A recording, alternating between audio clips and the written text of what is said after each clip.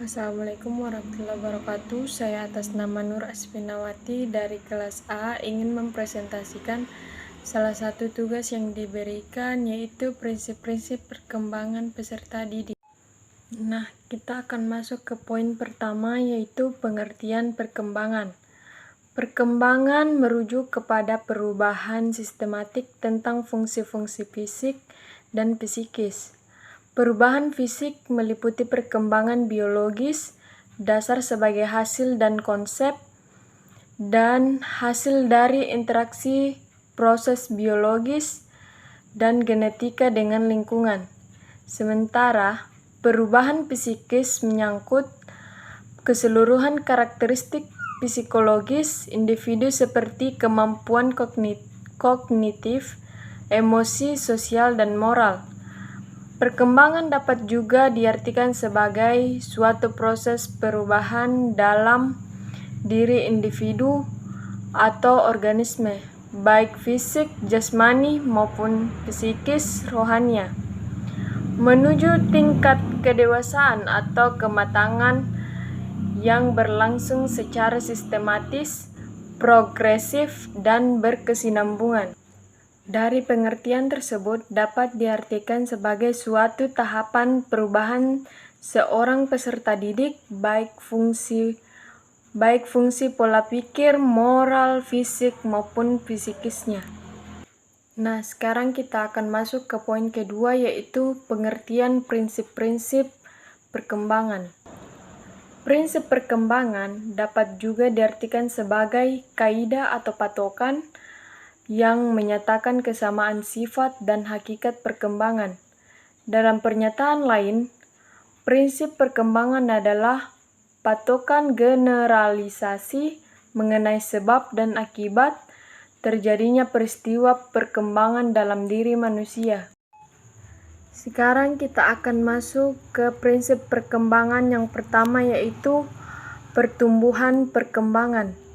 Sebagai proses pertumbuhan dan perkembangan pada setiap individu selalu berproses untuk menjadi. Dengan demikian, individu sebagai suatu organisme merupakan sistem yang hidup dan sistem terbuka karena selalu mengalami perubahan dan kemajuan, sifatnya dinamis. Maksudnya adalah sifat yang terus berubah dan berkembang secara aktif, atau seorang yang hidupnya selalu antusias dengan banyak energi dan tekad. Prinsip perkembangan yang kedua yaitu semua aspek perkembangan saling mempengaruhi.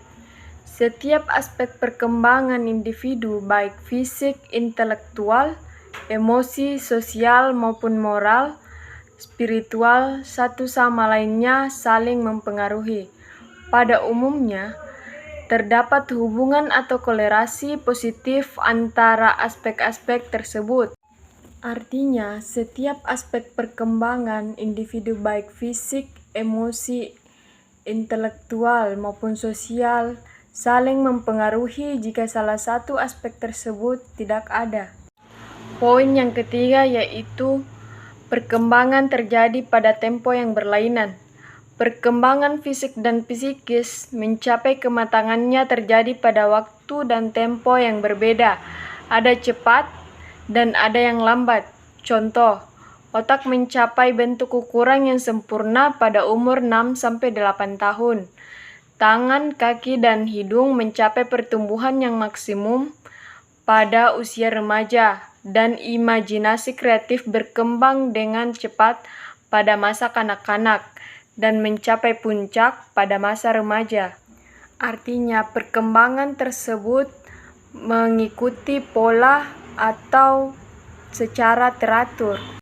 Dan adapun perkembangan menurut para ahli, yaitu menurut Elizabeth Hurlock, yang pertama yaitu perkembangan awal lebih kritis daripada perkembangan selanjutnya. Lingkungan tempat tinggal anak menghabiskan masa kecilnya sangat mempengaruhi kemampuan bawaannya. Yang kedua yaitu perkembangan merupakan hasil proses kematangan dan belajar. proses kematangannya yaitu terbukanya karakteristik yang secara potensial sudah ada pada anak atau individu yang berasal dari warisan genetiknya. Yang ketiga yaitu pola perkembangan dapat diramalkan. Perkembangan motorik anak akan mengikuti hukum cephalocauda, yaitu perkembangan yang menyebar ke seluruh tubuh dari kepala sampai kaki, dan hukum proximodistal, yaitu perkembangan dari dekat yang ke jauh. Yang keempat, terdapat perbedaan individu dalam perkembangan. Sebagian anak berkembang dengan lancar memasuki tahap demi tahap, sebagian anak lainnya berkembang dengan sangat pesat, dan sebagian yang lain mengalami penyimpangan. Yang kelima yaitu setiap tahap perkembangan memiliki bahasa yang potensial. Dalam hal ini, pada setiap individu terdapat bahaya yang dapat mengganggu pola norma yang berlaku. Salah satu bahaya yang ada yaitu lingkungan tempat tinggal anak, yang dapat menyebabkan penyesuaian fisik, psikologi, dan sosial anak terganggu. Prinsip perkembangan menurut Elizabeth Hurlock dapat disimpulkan bahwa sejak dari lahir, bayi harus menyesuaikan diri terhadap lingkungan, karena perkembangan sangat tergantung kepada faktor lingkungan. Sekian pemaparan materi dari saya akhiri. Assalamualaikum warahmatullahi wabarakatuh.